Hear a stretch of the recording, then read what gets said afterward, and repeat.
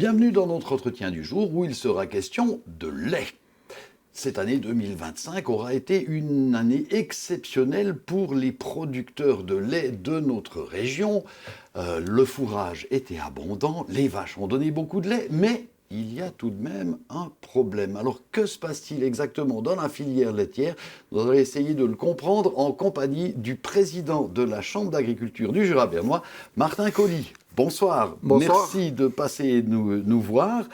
Alors je le disais, tout devrait aller très bien puisqu'il y a du lait en abondance. Alors, tout d'abord, on a effectivement plaisir sur l'année, en tout cas pour la majorité des agriculteurs, agricultrices de notre région. On a eu une superbe année avec la pluie presque au bon moment, le beau temps au bon moment.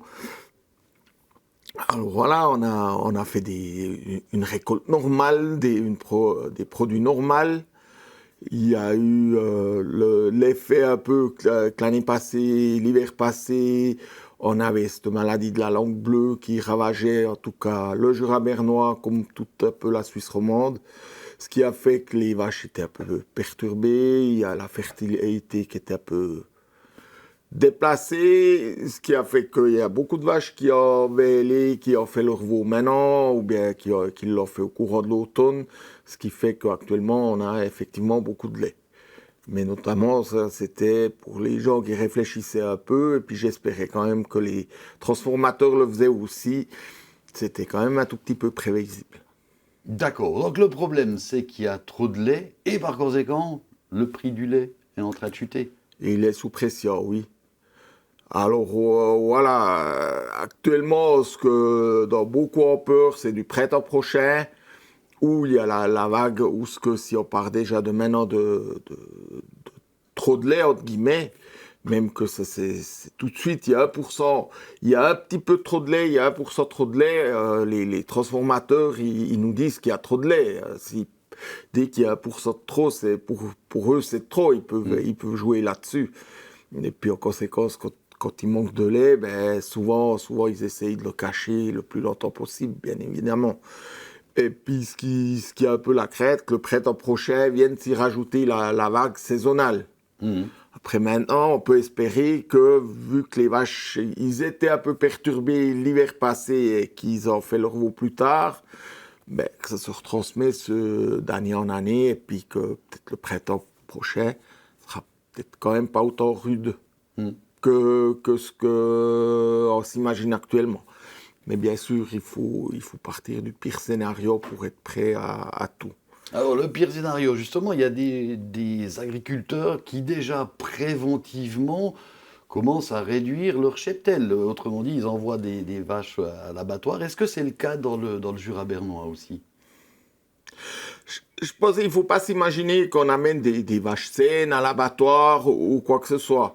Mais ce qu'on peut s'imaginer, c'est une vache, elle a un peu des bobos, puis tout, puis on devrait la soigner.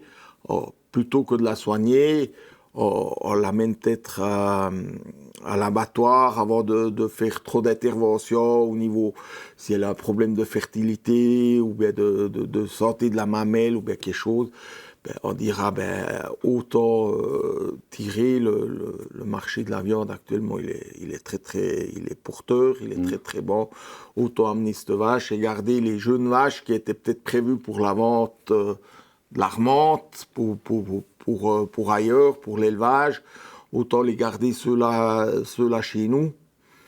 Ce qui fait qu'après, ces vaches, ils viennent pas sur le marché pour les exploitations laitières, pour produire du lait. C'est un peu comme ça qu'on... Un autre petit truc aussi qu'on a entendu, c'est que les vaches laitières, eh ben, on pourrait les laisser plus longtemps avec leur veau. Comme ça, il y a le veau qui consomme un peu de lait. Est-ce que c'est quelque chose que vous pratiquez ou que vous avez entendu dire? Alors, ouais, pas tout à fait comme ça, mais ce qu'on peut, c'est engraisser soi-même. Souvent, c'est des veaux mâles, on les vend après pour l'engraissement. Et puis ceux-là, on peut les garder puis les engraisser avec du lait, quoi. De manière générale, vous parliez du marché de la viande qui, en ce moment, a l'air de se porter plutôt bien. On remarque aussi qu'il y a de plus en plus d'agriculteurs qui choisissent d'élever des vaches mères, c'est-à-dire des vaches qui sont élevées avec leurs veaux en pâturage pour devenir des vaches à viande. Est-ce que c'est une bonne tendance? Est-ce que tout simplement, on n'a pas tendance à toujours trop produire de lait en Suisse?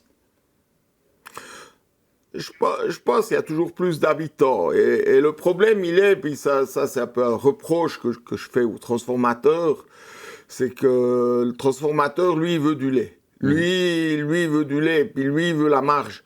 Lui, à la fin du compte, ce qu'il donne à l'agriculteur, s'il donne beaucoup ou peu, tant que l'agriculteur, il amène son lait, c'est pas son problème. Lui, il veut de la marge. C'est une phrase que je dis souvent.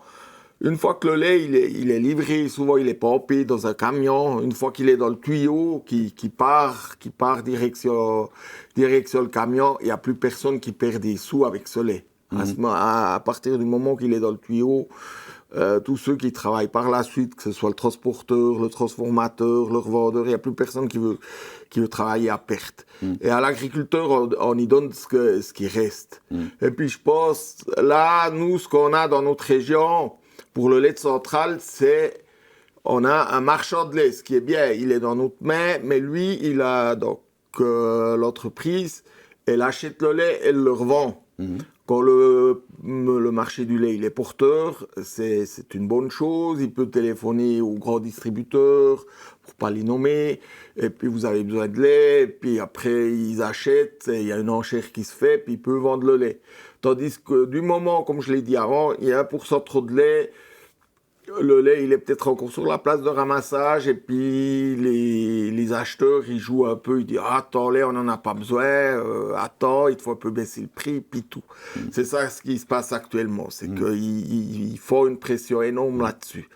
Et plutôt que la quantité, est-ce que la filière de la qualité du lait, par exemple, pour produire dans la région de la Tête de Moine, AOC, du lait avec le label bio, est-ce que ça, c'est une filière intéressante pour les paysans, donc d'augmenter la qualité de leurs produits au départ? Ouais, la plus-value qui reste dans la chaîne. Donc, je pense un produit phare de la région, c'est quand même la Tête de Moine, qui, en tout cas 2025, se porte relativement, on ne veut pas dire que c'est bon, mais c'est stable, il est moins soumis sous pression actuellement.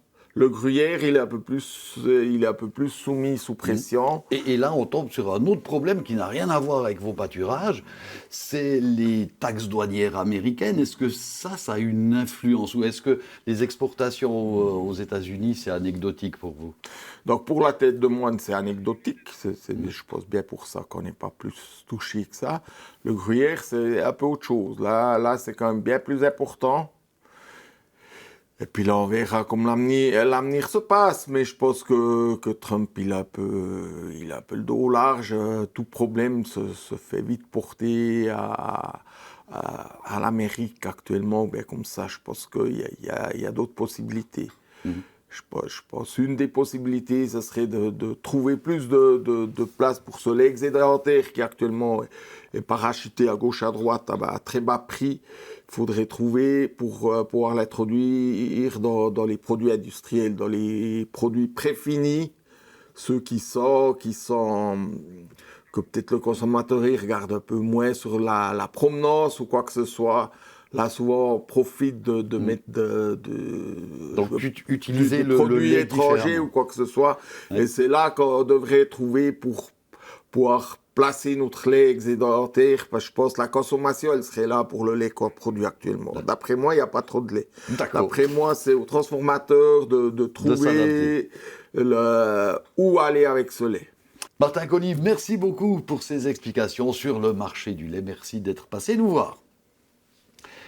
Voilà, c'est la fin de notre entretien. J'espère qu'il vous aura intéressé et qu'il vous aura donné à réfléchir, peut-être avant que vous ne buviez votre prochain verre de lait ou que vous ne mangiez votre prochain morceau de gruyère. Au revoir, à bientôt.